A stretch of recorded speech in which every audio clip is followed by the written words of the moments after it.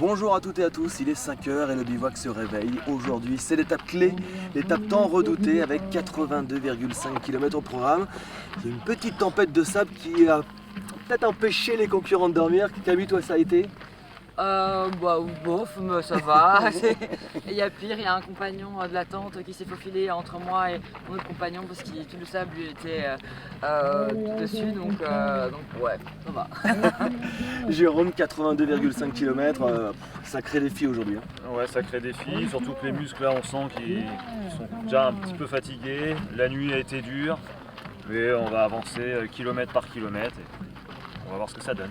Voilà. Allez, la suite de ce marathon des sables Legendary 2025, c'est sur TV5 Monde, ça va être dur, mais on est persuadé qu'ils vont y arriver.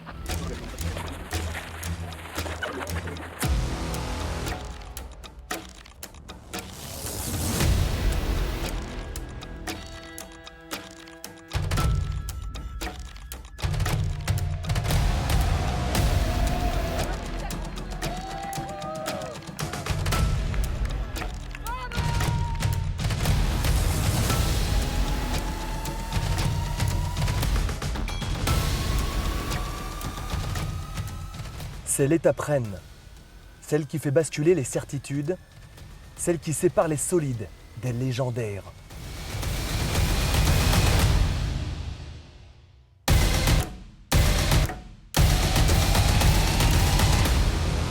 L'étape longue du marathon des sables Legendary, 82,5 km de sable, d'immenses dunes de silence et de souffrance que les coureurs ont affronté en pleine chaleur.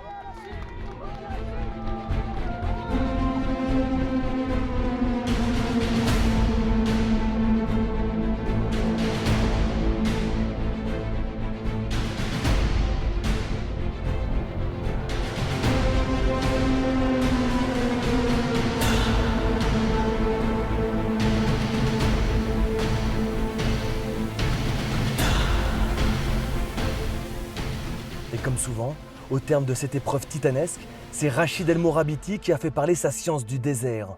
Le Marocain s'impose une nouvelle fois devant son frère Mohamed dans une arrivée aux allures de tradition familiale. Une domination qui force le respect.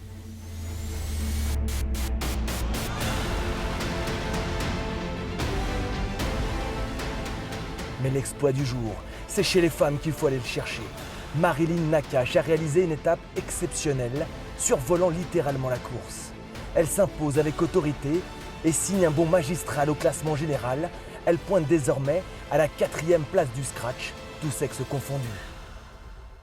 Eh bien, je suis en compagnie des deux champions, des deux leaders de cette course du marathon des sables Legendary 2025, Rachid El Morabiti et Marilyn Nakache. Honneur aux dames, avec Marilyn une 3e place au scratch aujourd'hui sur cette étape longue de 82 km. Performance exceptionnelle, majuscule de ta part. Merci, ouais, j'étais bien tout le long et j'ai pas trop souffert de la chaleur par rapport à 2 ans, parce que j'appréhendais beaucoup. Donc ça s'est bien passé. Il reste 2 étapes, un marathon et un semi-marathon. Voilà, c'est quoi ta forme en ce moment là? On verra demain. Non, ça va, j'ai pas de bobo, si ce n'est 2 cloques. Mais bon, par rapport à il y a 2 ans, c'est rien. Et on verra vendredi, mais bon, il faut juste que je prenne pas de coups de chaud et que j'assure, tranquille, pour pas me faire rattraper de trop. Rattraper de trop, il en a rattrapé du retard, il en avait à l'issue de la 3e étape.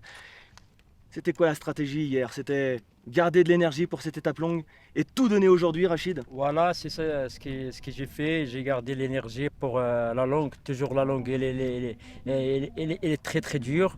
Et alhamdoulilah, j'ai réussi à gagner le temps. Il y a un record à aller chercher. Tu es en passe de devenir le Messi, le Cristiano Ronaldo du marathon des sables.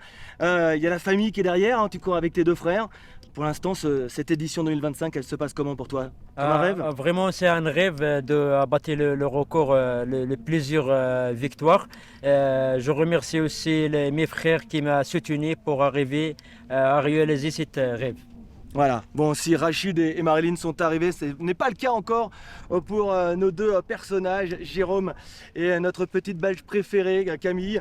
Et la suite de ces aventures, c'est demain sur TV5 Monde. À très bientôt. Ciao et bravo à vous 2. Merci beaucoup.